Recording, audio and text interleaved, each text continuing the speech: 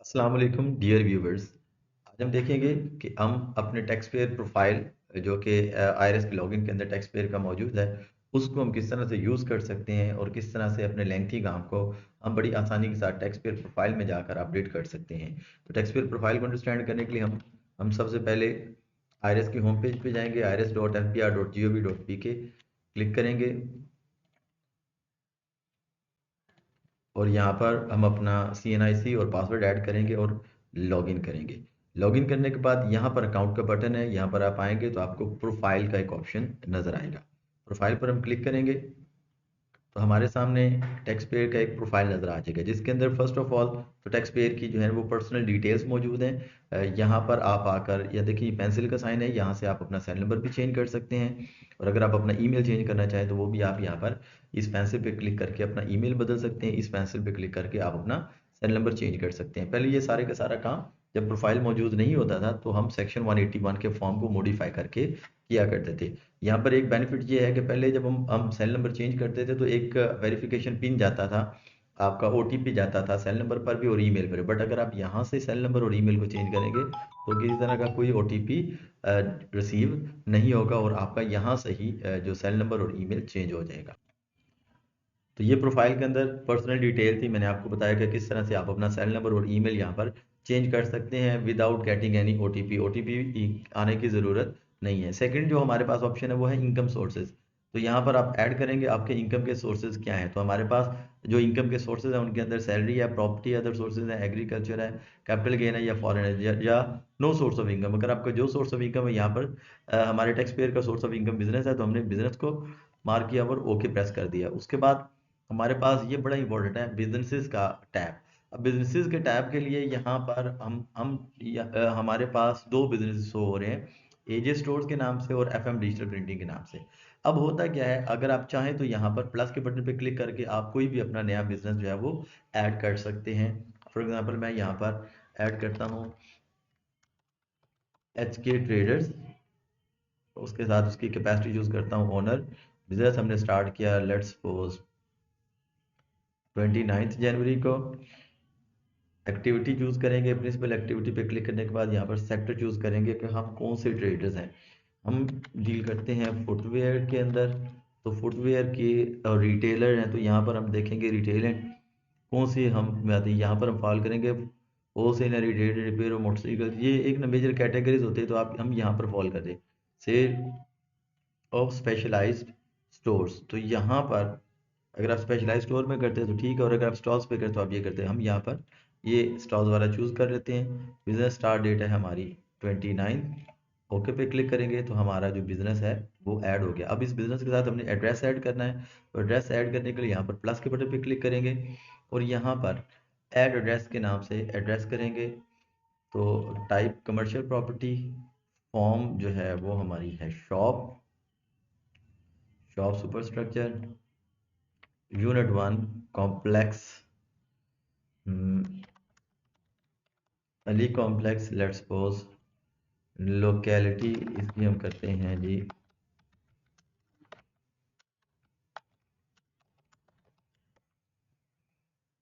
और यहाँ पर सिटी में जाकर आप अपना डिस्ट्रिक्ट ऐड करेंगे तो आपके पास जो तहसीलें हैं वो भी आ जाएंगी यहाँ पर।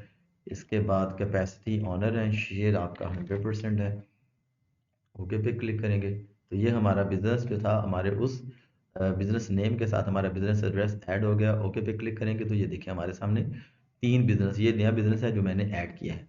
अब ये तो बड़ी आसानी के साथ हम ये ऐड कर सकते हैं। इससे पहले हमें बिजनेस को ऐड करने के लिए फॉर्म ऑफ मॉडिफिकेशन 181 की मॉडिफिकेशन में जाना पड़ता था और फिर हम जाकर अपना कोई भी बिजनेस ऐड कर सकते थे। अच्छा, इसके साथ साथ मैं आपको यहाँ पर ये भी बताता हूँ कि अगर आपके पास एक से ज़्यादा बिजनेसेस ऐड है, जैसे अभी यहाँ पर हो गया है हमारे पास 3 बिजनेस ऐड है और इनमें से अगर कोई बिजनेस जो हम अभी कंडक्ट नहीं कर रहे तो उसको हम बड़ी आसानी के साथ यहाँ से रिमूव कर सकते हैं। बिजनेस के यहाँ पर एडिट का ऑप्शन मौजूद है, बिजनेस का नाम और पर्टिकुलर्स वगैरह भी चेंज कर सकते हैं। ये देखिए मैंने यहाँ पर कर दिया रिटेल ट्रेड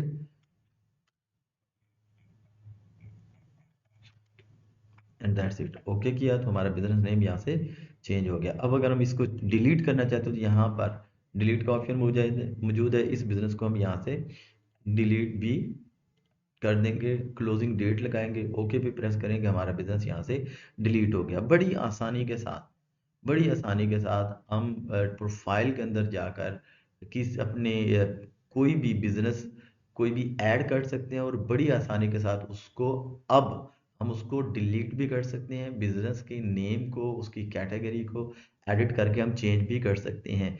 प्रोफाइल के आने से पहले ये मुमकिन नहीं था, बिकॉज उसके लिए आपको 181 का फॉर्म जो है वो मॉडिफाई करना पड़ता था, और बिजनेस क्लोज करने के लिए आप बिजनेस क्लोज कर ही नहीं सकते थे, बिजनेस डिलीट नहीं कर सकते थे। उसके लिए सेक्शन 117 के लिए आपको एफबीआर को एक एप्लीकेशन फॉरवर्ड करनी पड़ती थी कि हमने बिजनेस क्लोज कर दिया है। उसके बाद उसकी मार्किंग होती थी, और फिर एफबीआर के जो रीजनल टैक्स ऑफिस है वहाँ से अप्रूवल के बाद आपका बिजनेस डिलीट होता था। लेकिन आज के दौर के अंदर प्रोफाइल में ये सारी चीज़ें मौजूद हैं, तो बड़ी आसानी से उसको डिलीट कर सकते हैं।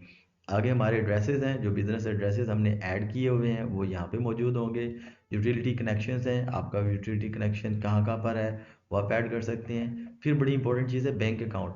आप अपना बैंक अकाउंट कैसे ऐड करेंगे? देखिए, ये जो बैंक अकाउंट है ये आपका हर हाल के अंदर यहाँ पर अपडेट होना ज़रूरी है, आपका बिजनेस बैंक अकाउंट। बिकॉज जब आप रिफंड्स के लिए प्रोसीड करते हैं तो रिफंड आपका तब तक इशू नहीं होता जब तक आपका प्रोफाइल के अंदर आई बैन अपडेटेड ना हो। तो उसको किस तरह से करना है? इसको करने के लिए हम यहाँ पर, क्योंकि हमारे इस टैक्स पेयर का आई बैन अपडेटेड नहीं है, तो हम यहाँ पर प्लस के बटन पे क्लिक करेंगे। क्लिक करने के बाद यहाँ पर हम आएंगे अकाउंट टाइप, तो हमारा अकाउंट है। फॉर्म क्या है? हमारा करंट अकाउंट है। इंस्टीट्यूशन क्या है? लेट्स सपोज हमारा है B bank. B bank with its branch हम चूज़ करेंगे, तो ये हमारा अकाउंट है, इसको सिलेक्ट करेंगे। सिलेक्ट करने के बाद हम अपना अकाउंट नंबर ऐड करेंगे जो हमारा ट्रेडिशनल है, ठीक है। उसके बाद हम उसका आई बैन ऐड करेंगे।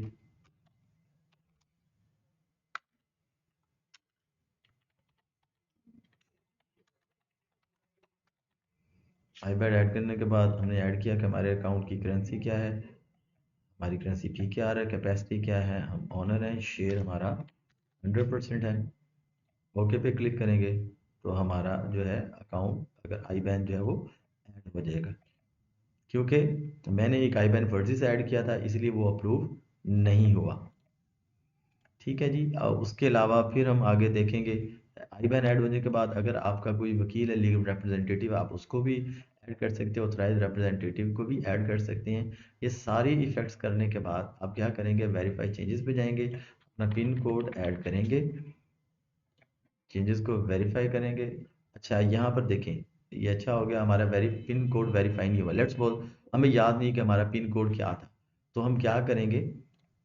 हम लोग क्लोज करके यहाँ पर आकर आप अपना दोबारा से चेंज पिन का ऑप्शन मौजूद होता है, यहाँ पर जाकर आप अपना पिन कोड चेंज कर सकते हैं एनी टाइम। मैंने यहाँ पर पिन कोड चेंज किया, नो, प्रोफाइल में आया।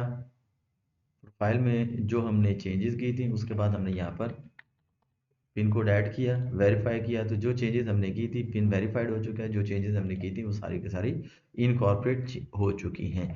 तो हमारे लिए बड़ा ज़रूरी है कि हम अपने प्रोफाइल को, जो टैक्स पेयर्स प्रोफाइल यहाँ पर मौजूद है, इसको यूज़ करें और अपना जो लेंथी काम है उसको शॉर्टेस्ट टाइम के अंदर उसको पूरा कर लें।